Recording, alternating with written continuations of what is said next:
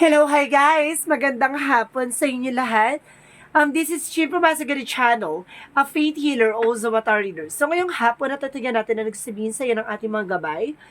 This is a monthly gabay for the month of November 2023 for the sign of Libra. So Libra, welcome to my channel.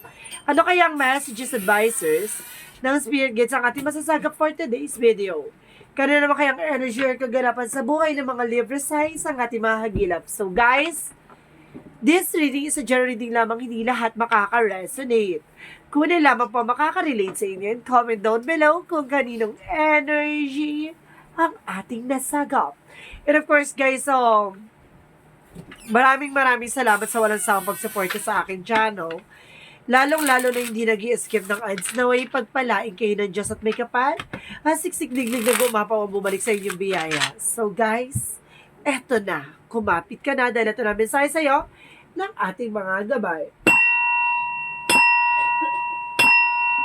Angel Spirit Messages for the month of November 2023. There is the Moon card. Wow. A truth reveal, a revelations, a dream coming true. Charis. There is a King of Swords. There is an information na sinasabi, kailangan mo maging wais. Kailangan mo maging matalino this time. No? Kumbaga, itong katotohanan lang may lalantad sa'yo na kailangan mo magdesisyon in the right way. And of course, the Moon card represents the revelations. Marami kang bagay na matutuklasan. Marami kang bagay na malalaman. At the same time, what is additional messages? There's a Ten of Swords. There's a lot of betrayal, deception, backstabbing. No? Maraming traitor. And of course, sinasabi dito guys, there's Queen of Wands, stability and control, no? Sinasabi sa'yo dito, kailangan kontrolin mo ang emotions mo, rather your thoughts, your feelings, and of course, vibrations, of course, your verbal expression, no? Kumbaga kasi maraming traders sa paligid mo, kailangan limitahan mo yung mga sinasabi mo kasi baka magamit yan against sa'yo, no? Mag-ingat ka sa mga binibitawan mo salita. So, additional messages. There is a Nine of Wands. So, there is a final push, no? May mga bagay na kailangan mo pang ilaban, may mga bagay na kailangan mong pag-isipan, may mga bagay na kailangan mong i-push, no? Para may isa katuparan yung mga plano mo. And of course, there is Eight of Swords, no? Kumbaga, kailangan mo kumawala sa toxicities. There's a toxic family, toxic friend, toxic behavior, or toxic attitudes na kailangan mong pakawalan. So, let's see what is the Moon card. What is the Moon card? Okay, there is a Knight of Cups. It's an offer. It's an offer that's bring you a success, desires into realities. Kasi there's a dreams, no? Itong offer na to baka magdala sa'yo ng mga katuparan sa mga hiniling mo. At malalaman mo at matutuklasan mo to, no? Dahil dito sa offer na to. So, what is the King of Swords? What is this King of Swords? So, there is a Three of Swords. Okay. So, sinasabi dito maging wise ka, no? Ay, kasi marami naiinggit behind your back. Maraming naiinggit behind the scenes or something na dito na sa paligid mo, no? Maraming inggitera. So, let's see what is the Ten of Swords. And because there's an Emperor, be mature enough, no? Kailangan maging mature ka. Kasi minsan, yung pagiging padalos-dalos yung mga bagay na bibitawan natin sa salita. Kasi, minsan, kumbaga, hindi na natin naiisip. So, this is the time na kailangan mo maging mature. And of course, being grounded. Kailangan mo muna pag-isipan bago ka magsalita, no? So, let's see what is the Queen of Wands. Queen of Wands and of course the Three of Pentacles. Kumbaga, there is collaboration, no? Kumbaga, ito yung sinasabi na kailangan mong pag-ingatan, no? Yung mga directions, yung mga ways, no? Yung talks and thoughts na sinasabi mo.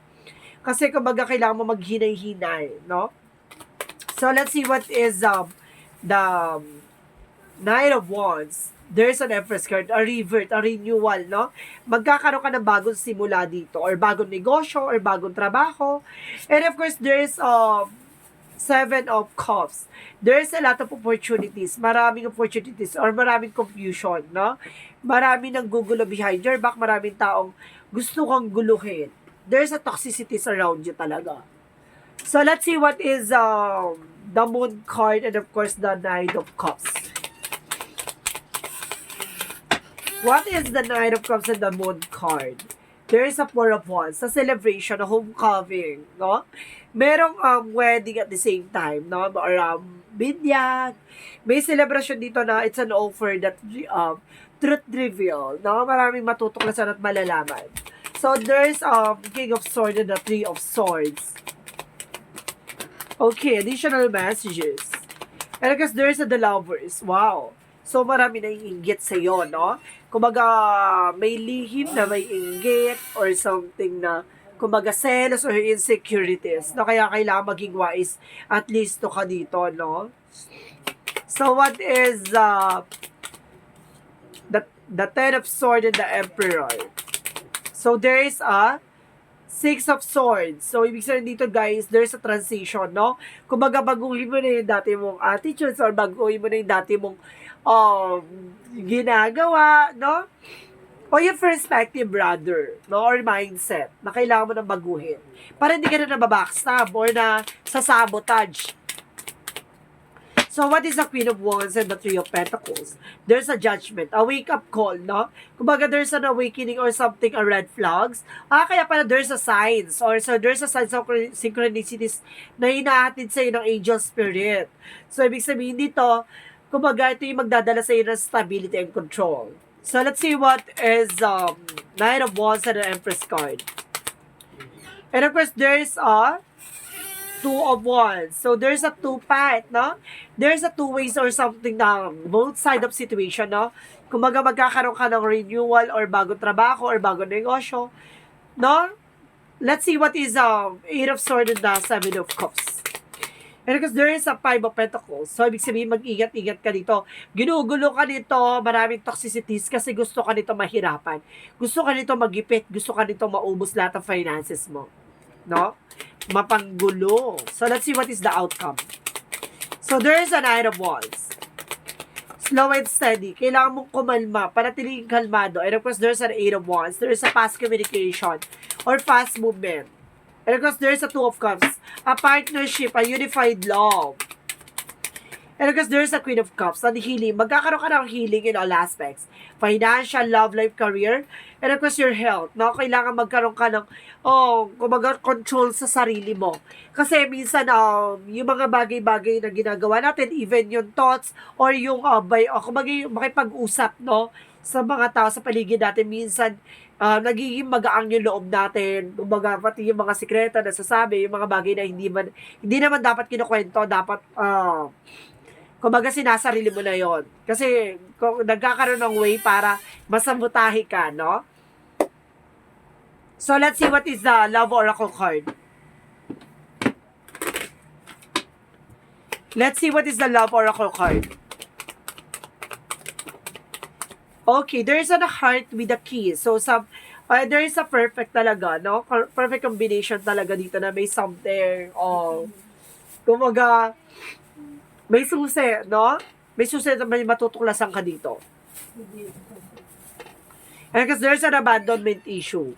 And there's a twin flame energy. Wow! A twin flame energy is here.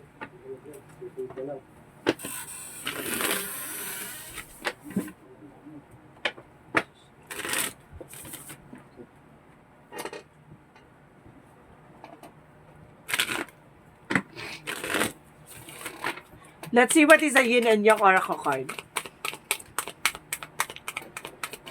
There's a comfort zone, no?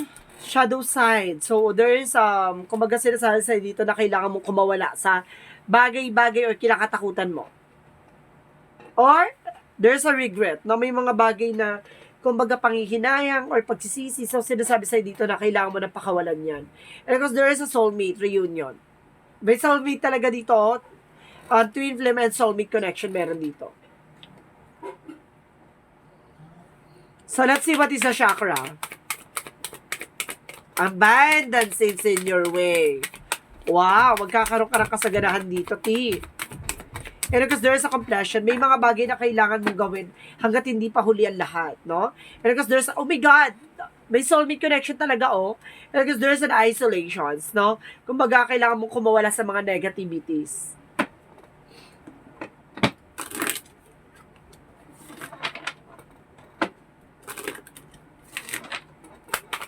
Angel Spirit Guide, please give me information.